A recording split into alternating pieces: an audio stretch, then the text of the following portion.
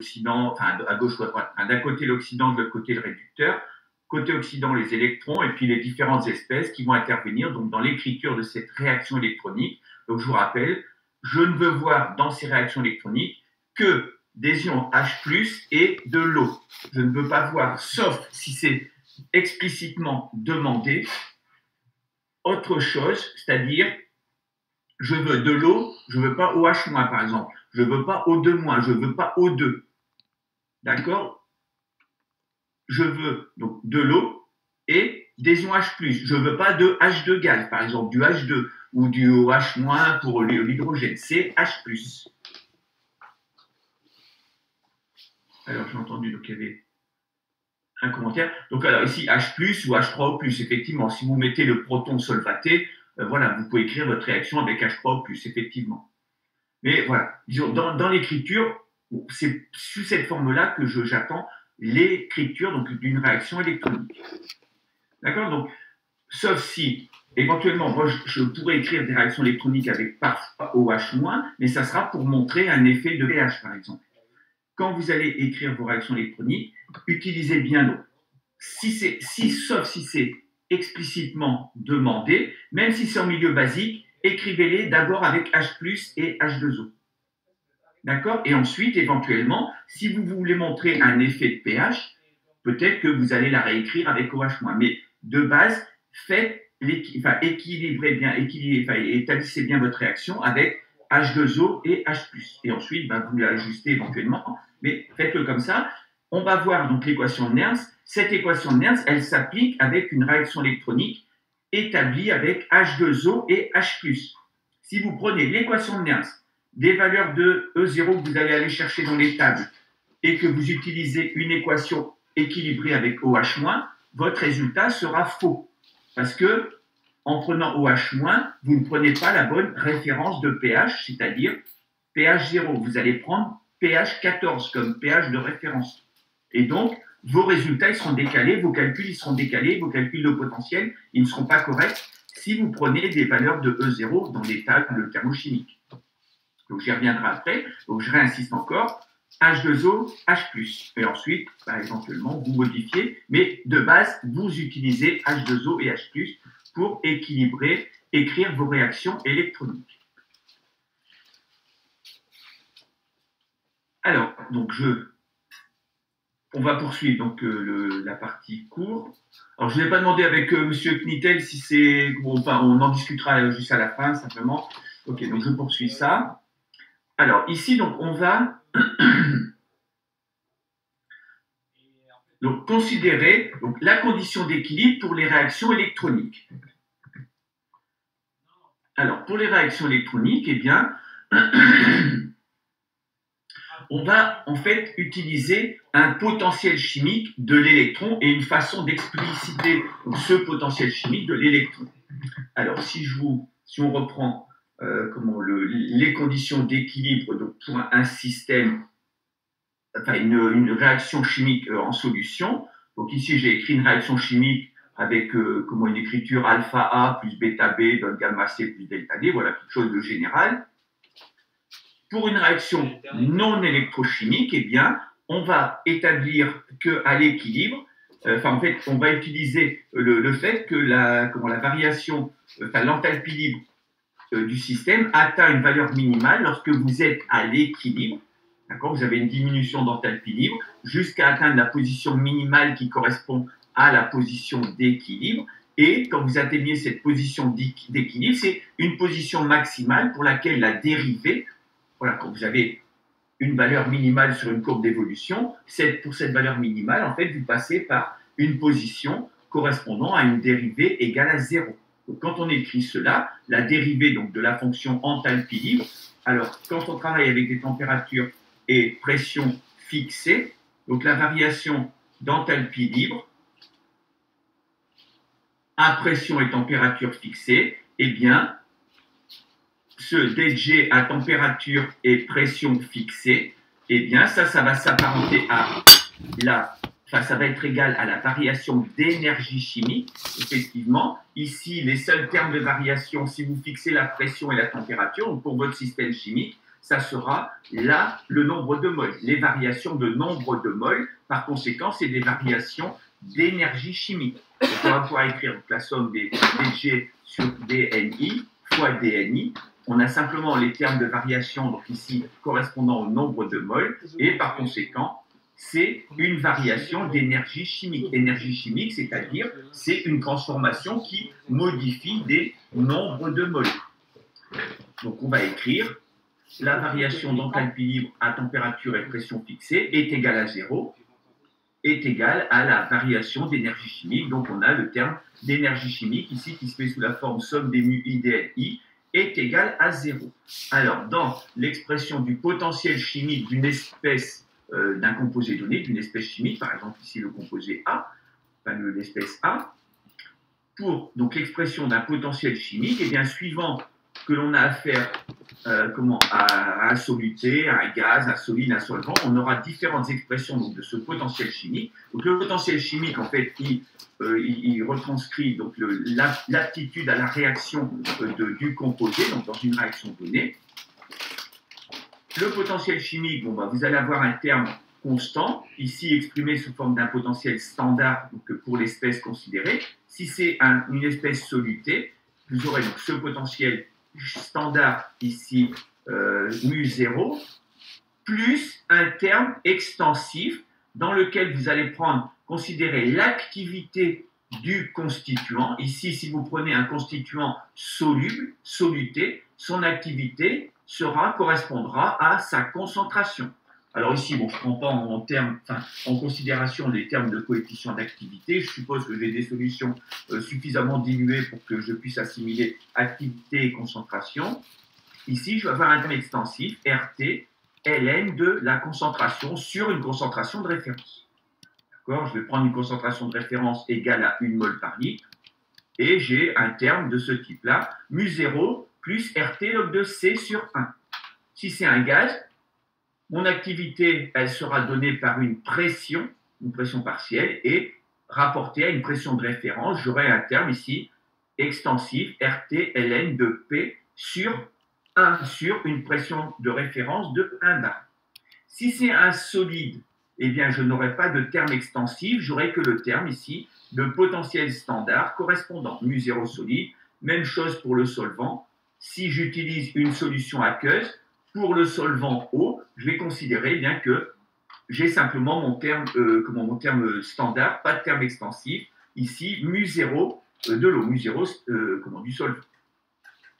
Alors, on va accepter, on va voir que le potentiel standard mu0i, en fait, il est égal à la variation d'enthalpie standard de la réaction de formation du constituant I. Donc, en fait, vous avez cette relation ici, mu0 de l'espèce I est égal à sa variation d'enthalpie standard, d'enthalpie libre standard de formation, de la réaction de formation pour l'espèce considérée. Alors, voilà, donc, on a les différentes expressions donc ici du potentiel chimique, mu, en fonction du type d'espèce que l'on a, soit gaz, soluté, etc. Solide, voilà. Alors, on va écrire, donc, on va développer l'égalité d'équilibre. Donc, lorsque l'on est à l'équilibre, la variation d'enthalpie libre est égale à 0. Si je travaille à température et pression fixée, ça correspond à une variation d'énergie chimique est égale à 0. Donc, voilà mon égalité d'équilibre. Somme des mu I dNi est égale à 0. Quand je développe donc cette égalité d'équilibre, en utilisant ces expressions donc des potentiels chimiques, eh bien, j'obtiens un développement ici, donc le développement suivant. Alors, je vous rappelle, j'ai pris comme exemple la réaction qui est indiquée ici en haut, qui est alpha A plus bêta B donne gamma C plus delta D.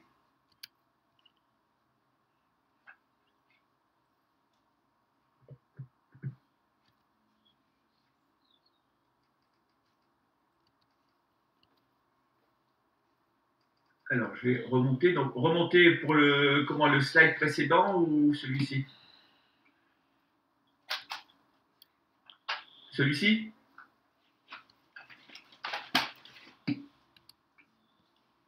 Ok. Je vais partir à l'extérieur pour voir c'est quoi le problème. Je pense que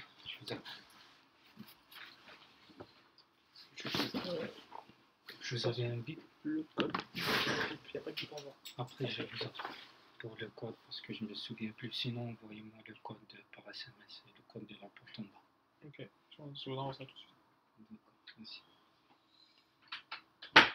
Donc on a ici donc on s'intéresse, donc voilà, j'ai pris arbitrairement une de cette réaction ici schématique, alpha A, bêta B comme réactif, et puis de l'autre côté, gamma C, delta D, donc avec les composés A, grand A, grand B, grand C, grand D, et les coefficients stoichiométriques alpha, bêta, gamma, delta. Donc j'ai pris schématiquement cette réaction, et je vais écrire donc le développement ici, somme des mu I, dNI est égale à 0. Donc lorsque je fais cela, donc ici, voilà ce que je veux obtenir. Quand j'écris somme des mu I, dNI, bon, bah, j'obtiens mu A, dNA, plus mu B, dNB, etc. Et comme je me mets à l'équilibre, c'est égal à 0. Ma variation d'énergie chimique est égale à 0 à l'équilibre. Alors, ici, mes variations dNA, dNB, dNC, dNB vont être reliées entre elles par les coefficients stoichiométriques. Vous allez avoir la variation dNA qui est par exemple égale à moins le coefficient stoichiométrique fois l'avancement de réaction X. Même chose pour la variation dNB, bah, ça sera moins bêta fois X. Moins parce que je suppose que ma réaction va vers la droite, donc c'est consommation. Bêta, c'est le coefficient stoichiométrique, et X, c'est l'avancement de réaction, l'avancement en mol. Donc voilà mon terme ici, dNB. Le terme dNC, bah, c'est plus gamma X, puisque c'est formation, donc c'est compté en plus, gamma le coefficient stoichiométrique, X l'avancement, et puis même chose pour plus delta X. Entre parenthèses, j'ai les expressions ici bah, de mes potentiels chimiques. Je suppose que c'est des espèces solutées. J'ai donc ici mu 0A plus RT log ln de A sur 1. Ici, je pourrais mettre divisé par 1, la concentration de référence. Même chose ici, ici et ici pour les autres constituants de ma réaction. Alors, quand j'écris tout cela, donc égalité égale à 0, puisque je suis à l'équilibre, quand j'écris tout ça, eh bien, je peux rassembler mes termes logarithmiques d'un côté. Alors, vous voyez qu'ici, vous avez multiplié par x pour chacun des termes. Bon, ben, je prends un avancement x différent de 0, puisque je suppose une évolution de mon système. Donc, x est différent de 0. Donc, ça veut dire que c'est le reste qui est égal à 0. Donc, le reste est égal à 0. Donc, là, ici, ben, je mets x en facteur et puis je l'enlève. Et je prends l'autre terme. Dans l'autre terme, je vais avoir ici des moins alpha, moins bêta, plus gamma, plus delta. Ça apparaît comme facteur prélogarithmique, comme présence devant le log. Si je veux associer mes logs, mes ln ici, je vais devoir avoir le même facteur prélogarithmique. Et donc, les moins alpha, moins bêta, plus gamma, plus delta, je vais les rentrer dans le log et je vais les mettre sous forme de puissance des constituants correspondants. Donc ici, tous mes termes logarithmiques, je les regroupe avec log de C à la puissance gamma, log de D à la puissance, D à la puissance delta, log de A à la puissance alpha. Je regroupe mes logs ensuite. Bon, bah, j'ai du coup A puissance gamma, D puissance delta, A puissance alpha, etc. Et de l'autre côté, eh bien, il me reste les termes de mu0 qui sont égaux au delta F G0, avec les coefficients devant gamma, delta et puis moins alpha, moins bêta. Le terme RT qui vient d'ici. Et donc, en écrivant tout ça, finalement, j'obtiens quelque chose qui est exprimé comme somme des nu I delta F G0 produit moins somme des nu I delta F G0 réactif. Ça, c'est le terme qu'il y a dans la loi dans une loi type ET appliquée à l'enthalpie libre. Et on sait que correspond finalement à la variation globale d'enthalpie libre de réaction delta RG0. Chose que je sais calculer à partir des valeurs de delta FG0 qui seront disponibles dans les tables ou que j'aurai calculées d'autre part. Donc ça, ben, je peux le calculer. R, la constante des gaz parfaits, T, la température à laquelle je travaille. Donc, tout ça, finalement, ça représente une constante. Donc, quand j'enlève le log ici, que je mets exponentielle, ben, finalement, j'obtiens ce qu'on appelle la loi d'action de masse, qui est le quotient réactionnel, concentration des produits puissance les coefficients stoichiométriques, divisé par concentration de réactifs puissance les coefficients stoichiométriques, égale exponentielle moins delta Rg0 sur RT. Ce terme ici, il est constant et sa valeur, en fait, on l'exprime sous forme de la lettre grand K et ça veut dire, en fait, constante d'équilibre de la réaction correspondante. Donc ici, vous obtenez l'équation d'équilibre qui est le quotient réactionnel exprimé avec les concentrations à l'équilibre est égal à la constante d'équilibre K que vous calculez ou qui est donnée, qui correspond en fait à ce terme ici, exponentielle moins delta Rg0 sur RT. Donc on obtient donc ainsi la loi d'action de masse. Alors ça, c'est établi pour un équilibre, on va dire, en solution. Ce n'est pas un équilibre électronique, c'est un équilibre en solution avec des espèces, un équilibre en solution, ça peut être un autre type d'équilibre, mais il n'y a pas d'électrons dedans en tout cas. C'est pour donc un équilibre donné, un équilibre chimique, j'obtiens donc cette égalité d'équilibre qui est à l'équilibre, le quotient réactionnel est égal à K. Si je ne suis pas à l'équilibre, ben le quotient réactionnel que je calcule à un moment donné, à un instant donné, eh bien si je ne suis pas à l'équilibre, ce quotient réactionnel, il ne sera pas égal à K. Donc il sera plus grand ou plus petit, mais il ne sera pas égal à K. Et donc, vous allez avoir une évolution jusqu'à temps que le quotient réactionnel soit égal à K. Et ça, c'est donc la loi d'action de masse qui vous donne donc, cette égalité lorsque vous êtes à l'équilibre. Tant que vous n'êtes pas à l'équilibre, vous n'avez pas cette égalité-là. Vous avez quelque chose qui est plus grand ou plus petit que K, mais qui n'est pas égal à K. Et donc, vous avez une évolution de votre système jusqu'à tendre vers cette égalité ici, loi d'action de masse qui marche à K, qui est donnée pour l'équilibre. Donc, on va calculer, on utilise donc la constante d'équilibre K. Donc ça, c'est pour une réaction, on va dire, entre des produits chimiques, composés chimiques, entre guillemets, classiques. Il n'y a pas d'électrons dans cette réaction. Alors, si je m'intéresse maintenant donc, à une réaction électronique. Donc, pour une réaction électronique, ça va être une réaction qui va s'écrire, par exemple, si je prends une réaction simple ici, oxydant réducteur. Alors, l'avancement, donc j'ai indiqué, on met en fait X apparaît sur chacun des termes. Donc, X apparaît sur chacun des termes. Donc, je réponds à ta question, Olivier. X apparaît sur chacun des termes.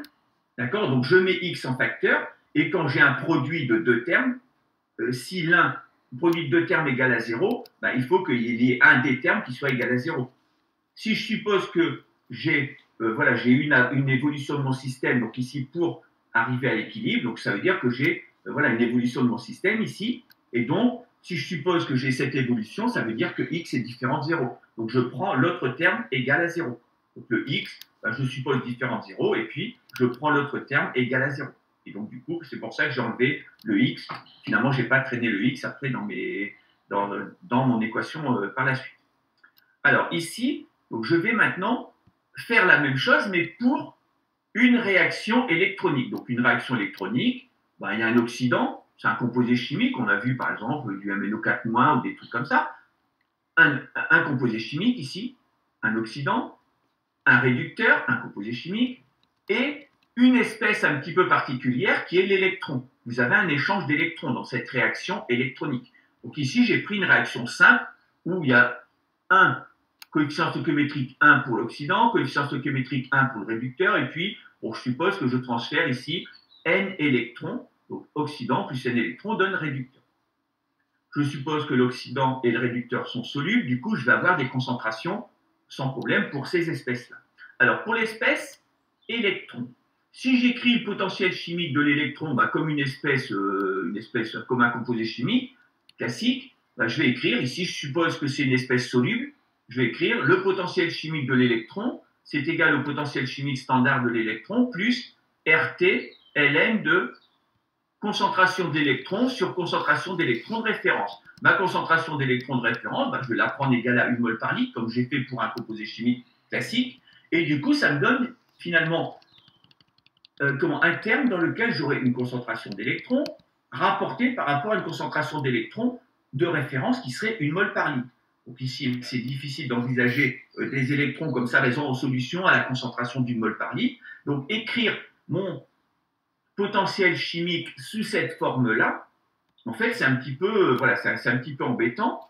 Alors, ici, on va donc, finalement, ça va revenir à, on va avoir une concentration de référence qui ne va pas être 1 mol par litre, mais qui va être en fait la concentration de référence que l'on a ou qu'on aurait dans un système de référence que l'on va choisir. Ce système de référence, c'est l'électrode normale à hydrogène. Donc ici, on va prendre ce système de référence pour, pour nos systèmes ici électroniques, pour nos réactions électroniques. On va prendre ce système de référence dans lequel vous avez une électrode de platine dans une solution d'H+ à la concentration 1 mol par litre et sous une pression de H2 égale à 1 bar. Donc, vous avez donc le système oxydant-réducteur suivant, 2H+, H+ comme oxydant, et H2 comme réducteur, et la réaction électronique, 2H+, plus 2 électrons, donne H2. Donc, on va prendre comme concentration de référence des électrons la concentration que l'on a dans ce système à l'équilibre entre 1 mol par litre d'H+, 1 bar de H2, mesuré donc ici avec une électrode de platine, dans laquelle on va mettre une électrode de platine. Alors, cette électrode de platine, elle va nous permettre de transformer cette concentration d'électrons de référence en une valeur de potentiel. Ici, vous avez l'électron, qui est une espèce chargée. Vous allez avoir en fait un terme d'énergie électrique en lieu et place de cette... On va mettre un terme d'énergie électrique en lieu et place de cette concentration d'électrons. Donc, le terme extensif que l'on a ici, on va le remplacer en fait par un terme, c'est un terme énergétique. D'accord ? Vous avez ici de l'énergie chimique, donc un terme d'énergie. Ici, c'est une somme, donc ça aussi, c'est un terme d'énergie. Ici, ce terme d'énergie, on va le remplacer par un terme d'énergie électrique dans laquelle va intervenir un potentiel interfacial, E, ici, sous la forme d'un terme d'énergie, ici, Z fois F fois E. Donc, avec Z, la charge de l'espèce chargée, ici, on a affaire à un électron, c'est-à-dire une espèce qui est chargée moins 1. Z est égal à moins 1. F, la constante de Faraday, c'est-à-dire la charge de 1 mol d'espèce chargée. Ici, 96 485 coulombs. Donc, pour 1 mol d'électron, on a cette charge ici de 96 485 qui correspond à la constante de Faraday. Et E, le potentiel électrique que l'on va mesurer ici en volt par rapport à l'ENH. Pour un système donné, eh bien, je vais mesurer par rapport à une concentration d'électrons de référence qui sera en fait mesurée par une différence de potentiel. Donc, une différence de potentiel entre mon système oxydant-réducteur et le système que je vais prendre en référence, qui est ce système ici, H+, H2, avec les concentrations 1 mol par litre, pression 1 bar, indiquées par une électrode de platine qui plonge dans ce système, dans ce milieu. Donc, je vais mesurer pour mon système oxydant-réducteur, je vais mesurer non pas un potentiel, parce que je ne peux pas mesurer un potentiel absolu, mais je vais mesurer une différence de potentiel en couplant mon système oxydant-réducteur, en le couplant à un système de référence ici qui va être le système H+ H2. Je vais donc mesurer une différence de potentiel. Donc en réalité, c'est un delta E que je mesure, un delta E qui s'exprime comme E moins EREF. Et le EREF, en fait, je vais choisir l'électrode, donc cette électrode ici, le système électrode normale à hydrogène, ENH, donc c'est ce système que je vais prendre comme référence. Donc je vais avoir ici une valeur de E moins le E indiqué par le système ENH. Donc, je vais avoir en fait un delta E qui va être exprimé en volts par rapport à l'ENH. D'accord? Donc, en volts par rapport à l'ENH. Et ici, pour ce système ENH, eh bien, je vais fixer ce système à la valeur 0.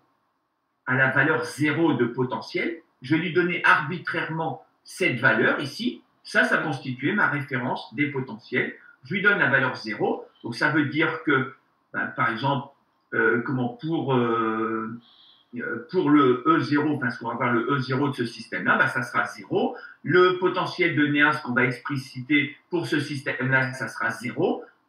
Le terme extensif, en fait, on aura 0. Voilà, on va mettre tout à 0, en fait, pour ce système-là, puisque c'est le système que l'on va prendre comme système de référence. Si c'est une référence, autant mettre sa valeur à 0. On fixe à 0. Ici, quand j'indique par conséquent E, par exemple dans cette expression-là, en réalité, ce n'est pas E, mais c'est E moins la valeur 0 du système de référence. Donc en fait, c'est en volts, c'est pas en volts, c'est en volts par rapport à l'ENH, par rapport au système ENH que j'ai fixé à 0. D'accord? Donc c'est toujours, même si vous appelez ça E, c'est toujours en fait une différence de potentiel, E moins 0. Donc du coup, 0, je m'enlève et puis je dis que c'est simplement E, mais c'est bien une différence de potentiel que vous mesurez, parce que vous ne pouvez pas déterminer un potentiel absolu. Il faut forcément la mesure soit faite par rapport à quelque chose d'autre. Si vous voulez faire une mesure de potentiel, c'est toujours une mesure dans une boucle de potentiel, dans un circuit de potentiel. D'accord? Donc ici, il faut forcément que vous ayez une autre électrode pour mesurer une différence de potentiel. Cette autre électrode, c'est le NH pour laquelle je fixe la valeur 0. Je vais donc remplacer mon terme ici, mu0 plus RT, log de concentration d'électrons, par un terme ici, mu0 électron moins F fois E. Moins 1 parce que j'ai Z est égal à moins 1, F, le Faraday, fois E, le potentiel, E moins 0. 0 du potentiel de référence système ENH. Alors, en faisant ça,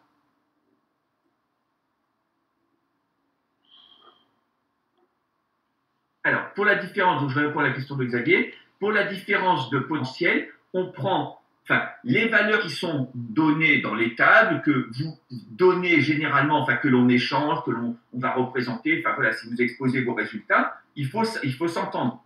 Généralement, on va donner des valeurs effectivement en volts par rapport à l'ENH.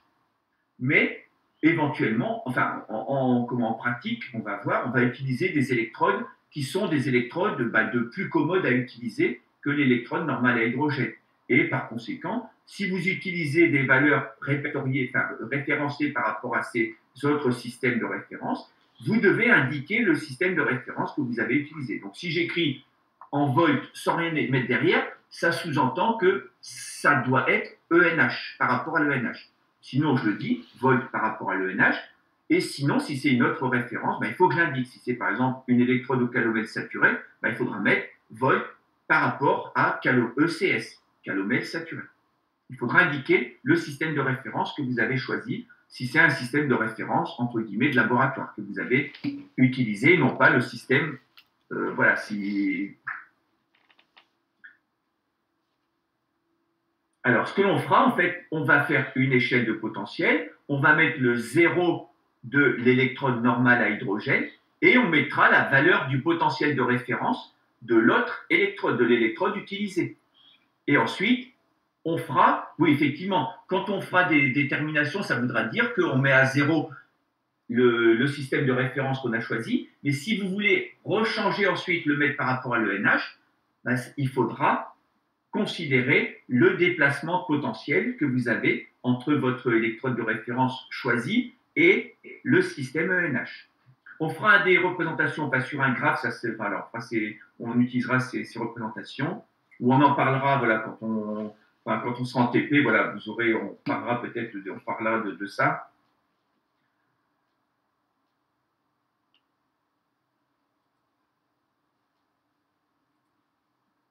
Alors, donc on a ça. Donc, voilà, tout ça pour nous amener. Donc, on va reprendre donc, pour l'équation. Donc, ici, j'ai fait le paragraphe donc, sur potentiel chimique de l'électron. Donc, finalement, sur ce potentiel chimique de l'électron, ben, j'arrive en fait à une expression qui est ici sous la forme d'un terme extensif sous forme d'une énergie électrique avec un potentiel E. Alors, ce potentiel E, ben, je vais en fait l'utiliser, je vais l'exprimer en utilisant donc, ma loi d'action de masse. Alors, je reprends donc ici, je considère un système oxydant-réducteur, donc avec oxydant et réducteur soluble. Donc, un système à l'équilibre, ça veut dire que dans un bécher, j'ai une solution qui contient une certaine concentration d'oxydant et une certaine concentration du réducteur correspondant. Et ma solution, les concentrations ne bougent pas, ça veut dire que je suis à l'équilibre. Je mets une électrode là-dedans et donc j'ai un système qui va m'indiquer le potentiel de ce système. Alors, pour mesurer un potentiel, je vais mettre également un système d'électrodes normales à hydrogène. Donc ça, c'est dans la théorie. En pratique, je vais utiliser une électrode de référence plus pratique. Mais voilà, si je fais la manip telle que je l'ai indiqué précédemment, je mets une électrode de référence ENH et je mesure le potentiel de ce système lorsque je suis à l'équilibre. Lorsque je suis à l'équilibre, il n'y a rien qui bouge dans mon système. Ou plutôt, mon système, il évolue dans le sens 1. Donc mon système oxydant-réducteur, il évolue dans le sens 1, mais il évolue de la même façon dans le sens 2. C'est-à-dire, par exemple, vous transférez 100 électrons dans le sens 1 et dans le même temps, vous transférez 100 électrons dans le sens 2. Globalement, 100 dans un sens, 100 dans l'autre, ça se compense. Globalement, il n'y a rien qui bouge dans le système.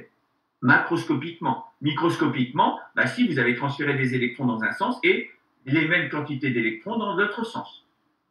Donc voilà ce qu'on va voir donc, à l'équilibre. À l'équilibre, ça se fait dans un sens, mais ça se compense exactement dans l'autre sens. Donc voilà ce que c'est que l'équilibre. Donc je suis à l'équilibre. À l'équilibre, ma variation d'énergie chimique est égale à 0. Je développe le terme. Ici, j'ai 3 termes dans mon équation. Oxydant, électron et réducteur.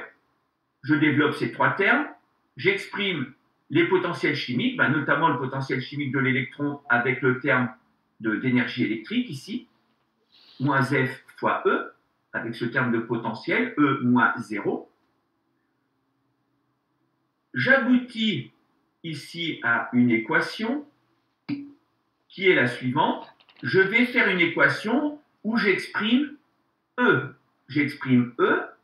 Je laisse d'un côté les potentiels chimiques standards, mu0, et le terme ici, un terme extensif, mon terme extensif ici avec les concentrations des constituants oxydants réducteurs solubles. Donc j'ai ce terme logarithmique ici avec devant RT sur NF. Le premier terme ici, je vois que j'ai une différence du type delta F G0 réducteur, delta F G0 oxydant, delta F G0 électron. Donc ici, j'ai quelque chose qui est du genre produit moins réactif. Ça correspond au delta G0 de réduction avec le signe moins devant, moins delta G0 réduction sur NF. Donc ça, c'est un terme constant. Ensuite, le terme logarithmique ici.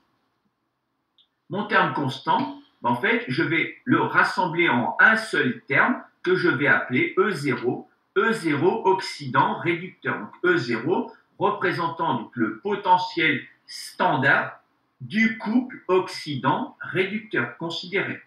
Ici, ça c'est une donnée thermochimique.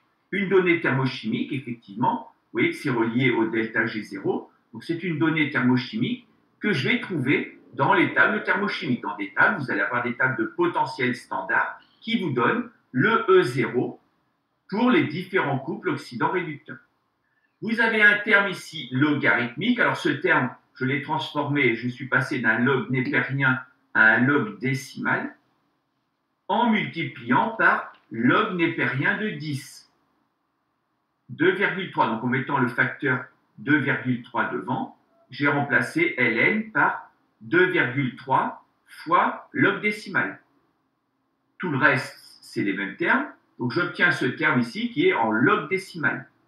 Alors, vous obtenez donc ce qu'on appelle l'équation de Nernst. L'équation de Nernst, ben, finalement, c'est l'égalité que vous avez lorsque vous considérez la condition d'équilibre ben, pour un système chimique. Somme des mu i, dmi est égale à 0 lorsqu'on travaille à température et pression fixée. Ce qui est le cas ici, température fixée, pression fixée. On obtient donc cette équation de Nernst. Cette égalité m'indique ben, que je suis à l'équilibre. Donc lorsque le potentiel est égal au potentiel de Nernst, ça veut dire que je suis à l'équilibre, c'est-à-dire que le potentiel de Nernst, ben, c'est le potentiel d'équilibre. D'accord? Puisque c'est le potentiel qui est obtenu lorsque je suis à l'équilibre, lorsque je fais le développement de mon équation d'équilibre.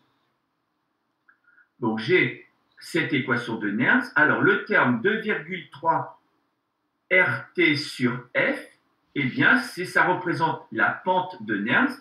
Cette valeur de pente de Nernst, eh bien, elle est égale à 0,06 volts donc, à température, lorsque la température est de 25 degrés Celsius. Donc ici, si vous êtes à température 25 degrés Celsius, eh bien, généralement, voilà, de façon générale, on utilise une expression donc, de l'équation de Nernst qui est écrite ici avec le terme 0,06 à la place du terme 2,3 RT sur F. On calcule ce terme, on obtient 0,059 qu'on arrondit à 0,06 lorsqu'on est à la température de 298 Kelvin.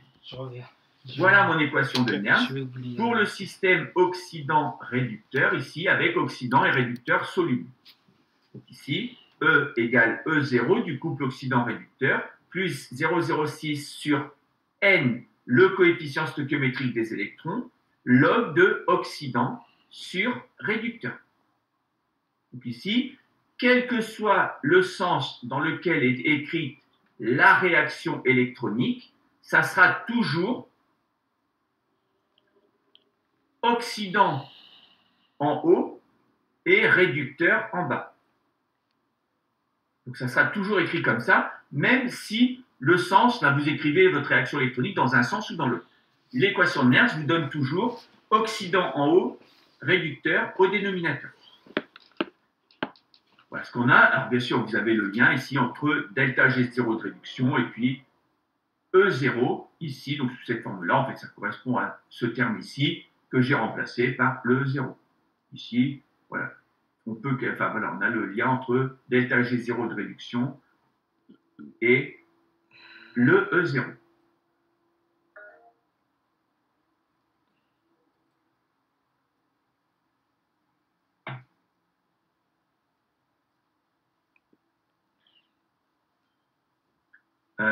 Donc Olivier, Z, on peut avoir donc ici 0,06 sur N, 0,06 Z, pardon, non, Z c'est la charge. Z c'est le, Z en fait c'est un terme sans dimension, c'est le nombre de moles de charge sur le nombre de moles d'espèces. Et donc, on a finalement un terme qui est sans dimension, qui représente finalement quelle est la charge que l'on a pour un ion donné ou un atome donné ou une espèce donnée. Ici, pour l'électron, j'ai une charge moins par espèce. Donc ici, ça va faire moins 1. Donc ça, c'est pas pareil. Z et N, c'est pas la même chose. N, c'est le coefficient stoichiométrique des électrons, donc ici dans mon écriture. Alors, bien sûr, je n'attends pas de vous que vous me redonnez cette démonstration. Je vous la donne ici. Voilà, c'est juste pour arriver à cette équation de Nernst. D'accord? Donc ici, vous savez utiliser la formule. Moi, c'est ce qui me suffira. Alors, ici, donc, on obtient donc, cette équation de Nernst. Alors, je ne sais plus si je proposais des déterminations.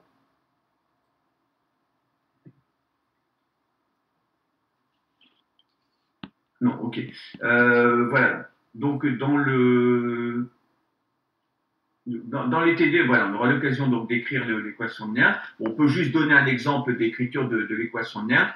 peut-être reprendre une équation précédente, un truc qu'on avait fait précédemment.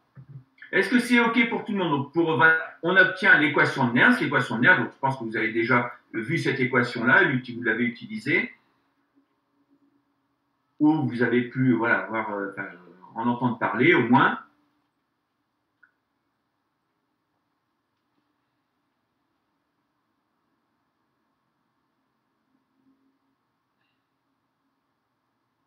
Alors, on peut écrire l'équation de Nernst, donc je ne sais pas, pour des...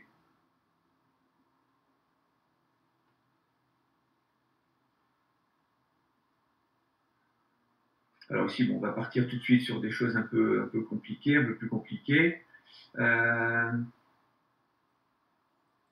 je vais vous donner un exemple d'écriture d'équation de Nernst. Voilà. Donc ici, exemple d'écriture d'équation de Nernst. Donc voilà, bon, on va faire quelques exemples. Bon, habituellement, je fais ça en présentiel, donc je vous écris ça. Voilà, si voilà, je vais vous donner un couple oxydant-réducteur, puis vous allez m'écrire l'équation de Nernst correspondante. Alors ici, on va prendre le couple, voilà, par exemple, I2, I-.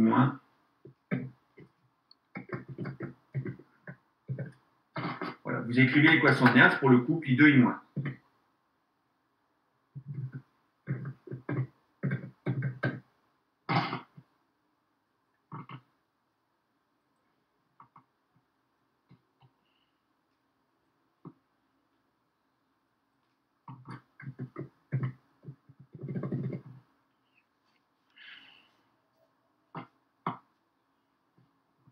Écrivez-moi l'équation de Nernst donc pour le couple I2, I-.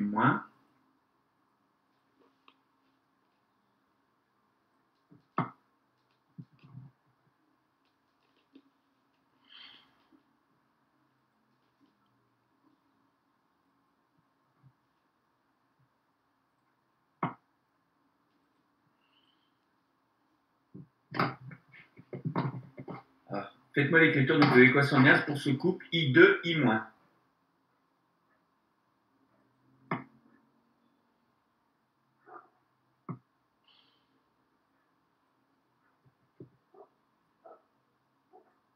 Alors, qu'est-ce qu'on doit écrire d'abord? Ici, pour établir l'équation de Nernst, pour exprimer l'équation de Nernst, vous devez déjà écrire la réaction électronique.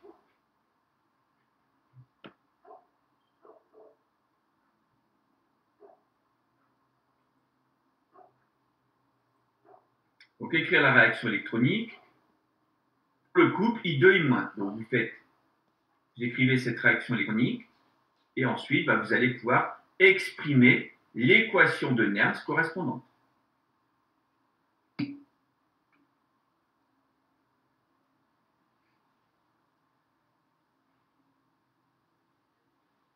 Ok, Gariba, il y a une petite erreur dans ton expression.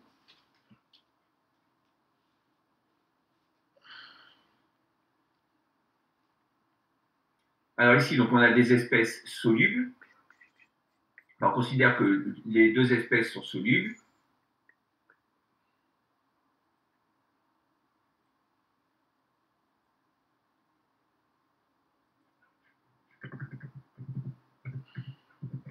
D'accord, donc les deux espèces sont solubles. Alors, si j'écris l'équation électronique, donc ça va être, pour l'équation électronique,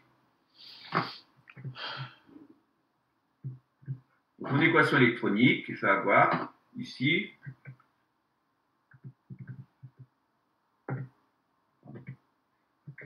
voilà, bon, j'ai fait une flèche un peu zarbi. Donc ici, I2,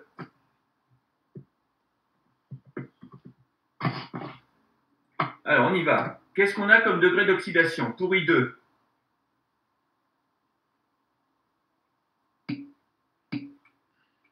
Zéro, et pour I-, -1. Ok. Donc voilà pour les degrés d'oxydation. On a ici donc l'iode. C'est l'iode qui est mis en jeu. J'ai combien d'atomes d'iode à gauche, combien d'atomes d'iode à droite? Il faut que je prenne en compte le même nombre à droite et à gauche. Donc ici, pas oublier de mettre 2. Alors au niveau des degrés d'oxydation, donc on a dit que c'était degré d'oxydation. Donc, on a du 0 et du moins 1. Donc, ici, deux atomes 0 donnent, donc 2 atomes d'iode 0 donnent 2 atomes d'iode moins 1. D'accord? 2 atomes degré 0 donnent 2 atomes d'iode moins 1. Ici, j'ai besoin de 2 électrons. Donc voilà mon équation électronique, ma réaction électronique pour I2, I-. Je vais écrire maintenant l'équation de Nernst correspondante. Alors, je vais reprendre ce terme-là. Je vais prendre mon équation ici. Alors, vous n'allez pas voir quand je vais l'exprimer. Donc voilà, donc je reprends cette équation-là, ici cette équation type, sauf le terme que je pointe ici, le terme logarithmique que je pointe avec la flèche rouge, ce terme-là, vous devez l'ajuster. Ce terme-là, vous devez l'ajuster également. D'accord? Et puis ici, bien sûr, écrire l'oxydant et le réducteur correspondant. Donc on va faire ça, donc vous prenez donc cette expression-là, et on va écrire donc l'équation de Nernst correspondante. On y va.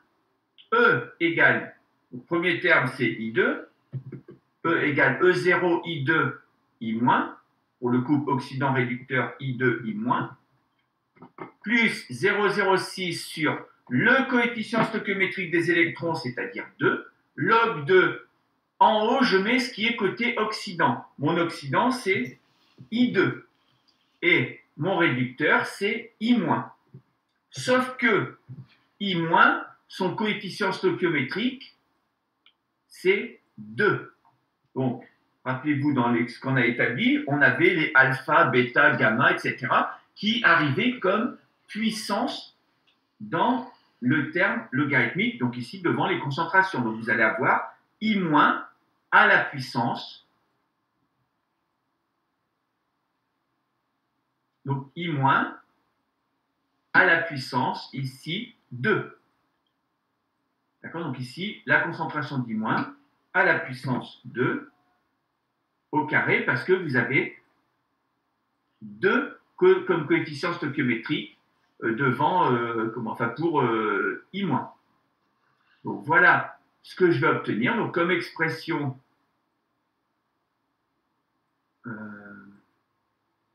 voilà ce que je vais obtenir comme expression. Je termine d'écrire. Voilà. Donc ce que je vais obtenir donc, comme expression de mon potentiel de Nernst, donc donné pour ce couple I2, I-. Voilà mon expression, donc potentiel de Nernst, pour le couple I2, I-. Donc à partir de cette équation électronique, I2 plus 2 électrons donne 2 I-.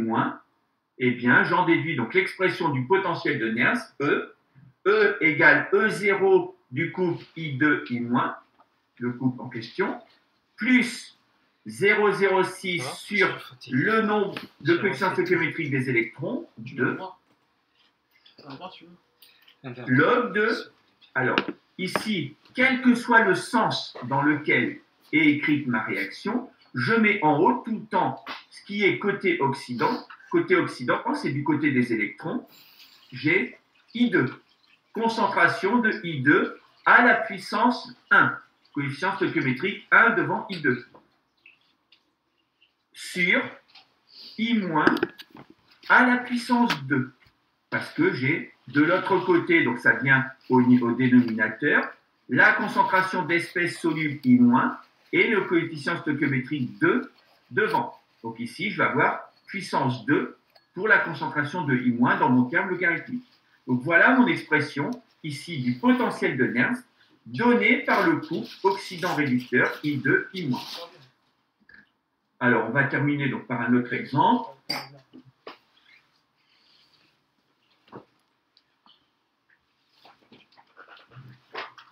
OK. Ça marche, OK pour les réponses. OK. Est-ce que c'est d'accord? Est-ce que c'est bon pour tout le monde? Ou est-ce que, voilà, voilà, pour l'écriture, donc on l'a fait pour le couple I2, I-. Voilà, donc je pense que je vais avoir une majorité de oui en réponse.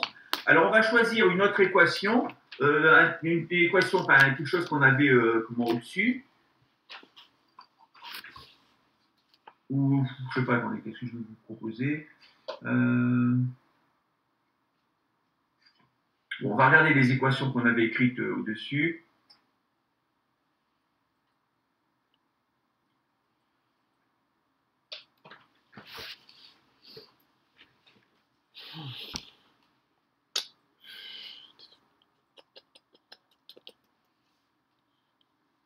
Qu'est-ce qu'on va prendre?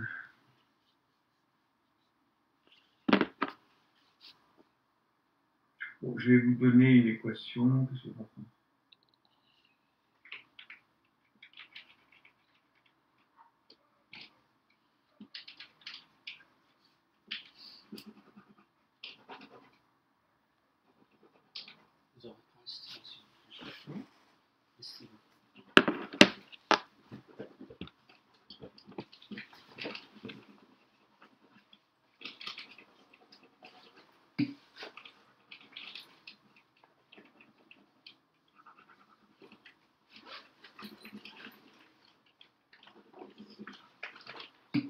Alors, vous avez vu, Chican? Non. Merci, l'idée. Vous ne devez pas démontrer l'équation. Vous l'utilisez, vous l'appliquez telle qu'elle. Vous l'appliquez telle qu'elle, cette équation. Alors, on va refaire un autre exemple. Alors, ici, donc, je vais vous donner un exemple, en fait, où il y aura différents cas de figure, enfin, différentes choses à traiter dedans.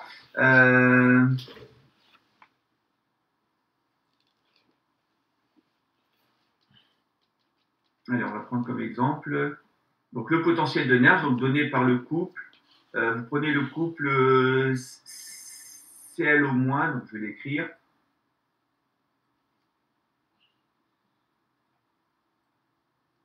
Alors, le couple.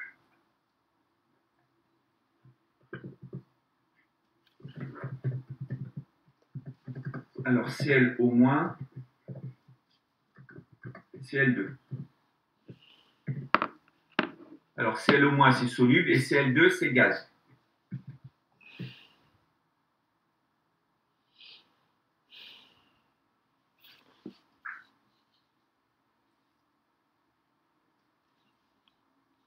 Alors, écrivez-moi, donc, établissez-moi l'équation de Nernst pour ce couple-là.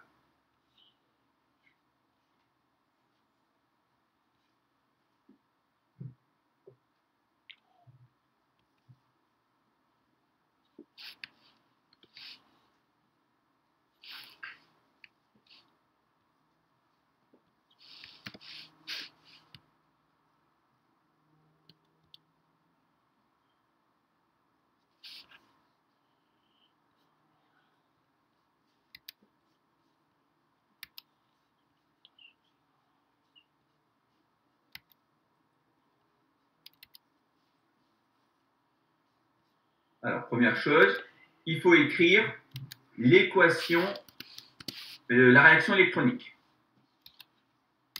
Comme ça, la réaction électronique.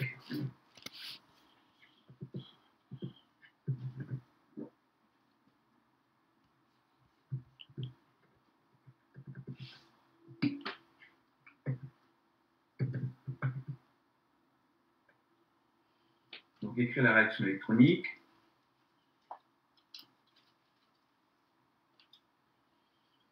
Alors, donc, la réaction a été donnée par Sangavi. Donc, ici, 2Cl au moins. Donc, alors, on a établi cette réaction électronique. Donc, vous avez, alors, il y a une petite erreur dans l'écriture.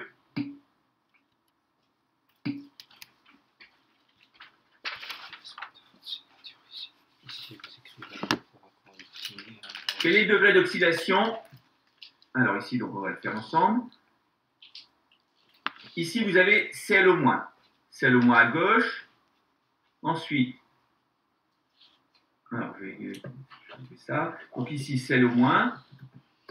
Et à droite, Cl2. Comme ça après. Voilà. Donc, vous avez Cl au moins à gauche et Cl2 à droite. Donc, première chose à faire, c'est je regarde les atomes. Donc, ici, c'est le chlore. Cl-, pardon, et Cl2. Donc c'est le chlore qui est mis en jeu.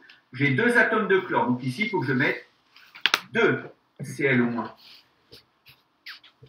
Ensuite, je regarde les degrés d'oxydation. Mes degrés d'oxydation, c'est quoi? Bon, on les a calculés tout à l'heure. Plus 1 et 0. Mais ça, c'est pour un atome de chlore. Ici, pour un chlore plus 1, donne un chlore 0. Mais ici, j'ai 2 atomes de chlore. Donc 2 chlore 0, 2 chlore plus 1. J'ai donc besoin de 2 électrons. Ensuite, là, je regarde les autres espèces. J'ai bien 2 chlore, 2 électrons parce que c'est 2 fois 1 électron pour passer de plus 1 à 0. 2 fois 1 électron. Un électron multiplié par 2 atomes de chlore.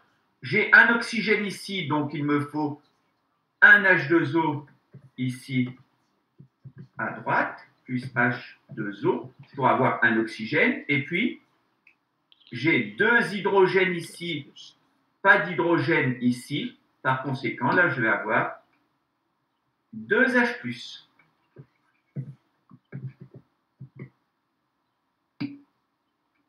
Donc, voilà pour ma réaction. Et puis, ben, vous mettez donc l'équation, et puis on va s'arrêter là. D'accord, bon, voilà. Si vous me donnez encore une ou deux minutes, on écrit donc l'équation. Oui. Elle n'est pas équilibrée, l'équation. Alors, c'est pas équilibré. Oui, c'est 2 Il y oxygènes. a 2 oxygènes à gauche, un seul à droite. Oui. Et en plus, à gauche, moins 2 et c'est neutre à droite. Ok, ça marche.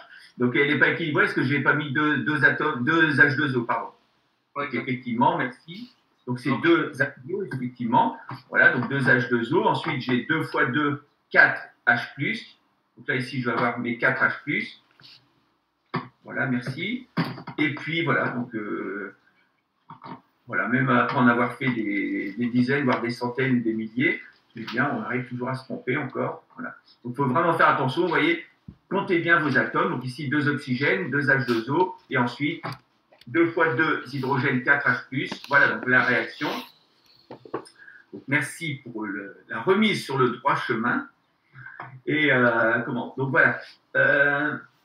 Alors, l'équation de Nernst correspondante. Donc, je vais faire un copier-coller de ce que j'ai ici. On va la changer. Voilà, donc mon équation de Nernst correspondante.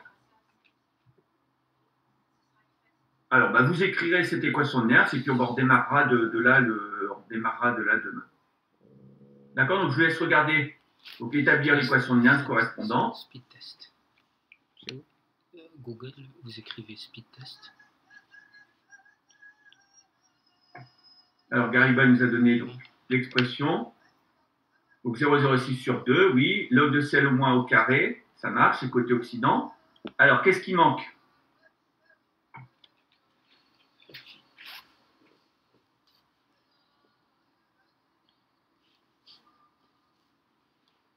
Il y a les ions H+, qui n'ont pas été reportés dans l'expression, dans cette expression, dans cette équation de Nernst. Ok, on termine, j'écris l'équation de Nernst ou on s'arrête là et puis on reprend là-dessus demain? Je le prends juste. En clair, vous avez encore 5 minutes ou pas? Bon, c'est difficile de répondre pour tout le monde. Bon, tout le monde est encore là. Allez, on prend encore 5 minutes, d'accord? Et puis voilà, comme ça, je termine l'équation. Et puis voilà, vous pourrez regarder d'autres exemples. Ok, donc il faut ajouter H+ à la puissance 4. Ok, donc je vais écrire rapidement l'équation.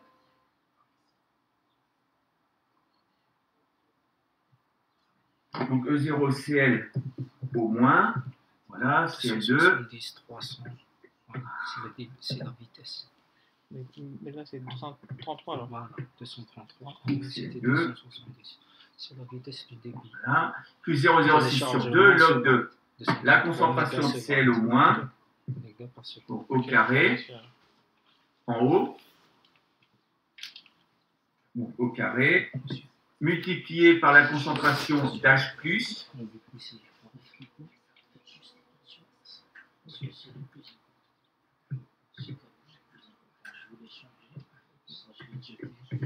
H plus J'ai refait la soudure là-bas, il n'était pas bien soudé. à la puissance 4. En fait, il y a un Ensuite, technicien qui est passé pour le terme il y a un technicien qui est passé de en bas. de CL2, c'est gaz, donc c'est la pression de C'est CL2, lui qui a coupé. c'est la pression de CL2 que je vais considérer.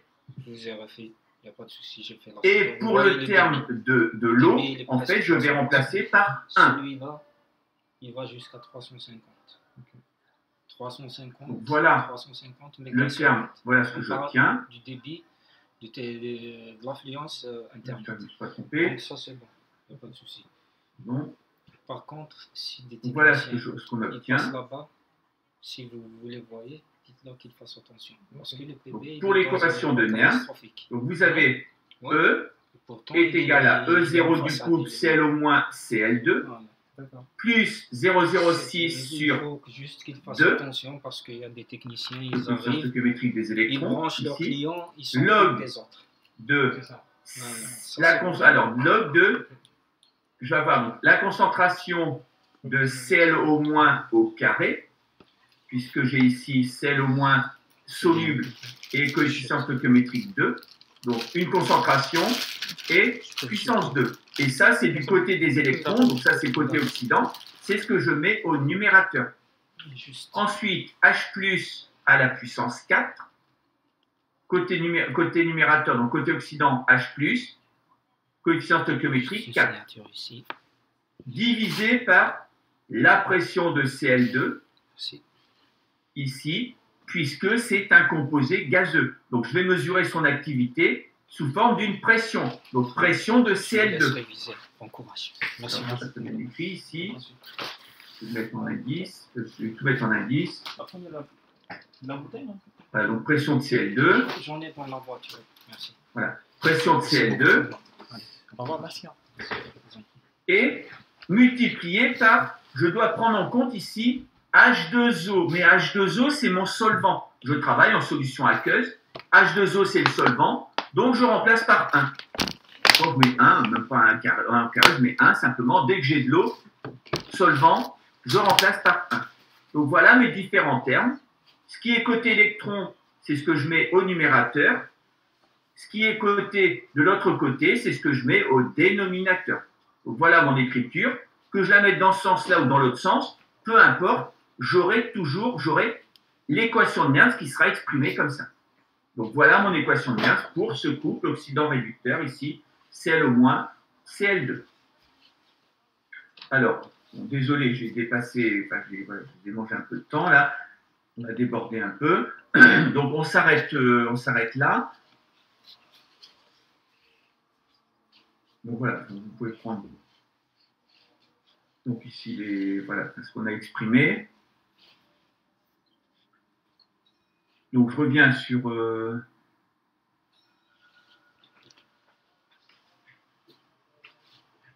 Voilà, je reviens donc sur la session. Alors Mohamed, je ne sais pas si tu as demandé la parole ou pas.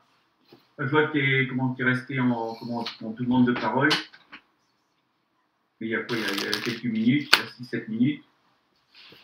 C'est bon?